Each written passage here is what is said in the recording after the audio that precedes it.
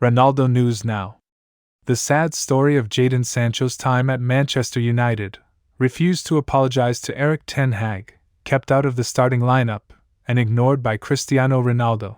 United signed the winger for £74 million in the hopes that he would be a game-changer, but his time at Old Trafford was a disaster for all parties concerned. Alright, then we barely knew you, Jadon Sancho. United spent £74 million, $94 million, to get the winger 2.5 years ago, and now he is leaving after the most unsuccessful stint imaginable, returning to Borussia Dortmund on loan. United wooed Sancho for a long time as he was tearing up the Bundesliga, hoping he would be a game-changer who would turn the Red Devils into serious title challengers in the Premier League and a European powerhouse again. Sancho had a falling out with Erik ten Hag, eventually took the manager's side, and United saw one of their worst performance drops in recent memory. As a result, one of their highest-paid players went his separate ways to train.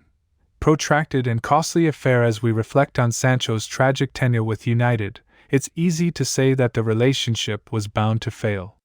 In 2019, after Sancho had made a total of 14 goals and assisted on 20 more in his debut season with Dortmund's first team, the Red Devils initially expressed their desire to acquire him.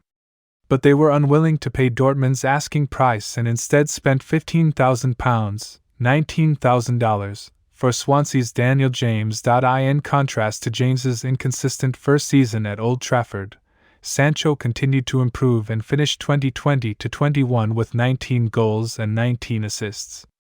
United held negotiations with Sancho in the summer of 2020, ramping up their chase.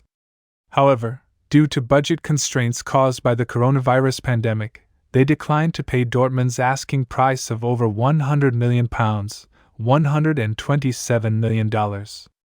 Nevertheless, they reached an agreement on a cost of £74 million a year later, and Sancho was welcomed in July 2021 with a chic introduction film.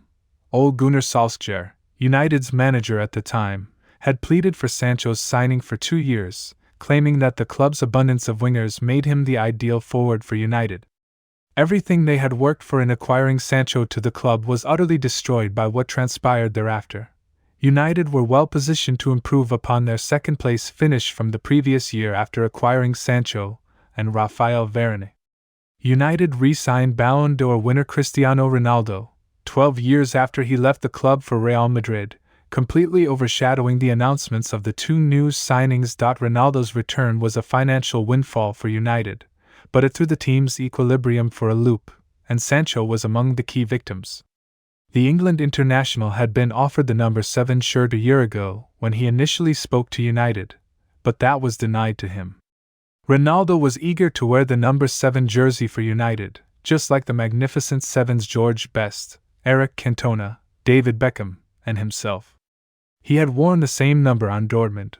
The ex-Manchester City trainee had to settle with the number 25 jersey since Edinson Cavani had already taken over the number 7 jersey before Sancho arrived.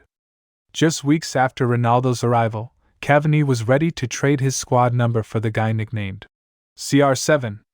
That was the icing on the cake. It may seem insignificant for a player to express dissatisfaction with his jersey number, but the entire incident demonstrated that Ronaldo was given more importance than Sancho.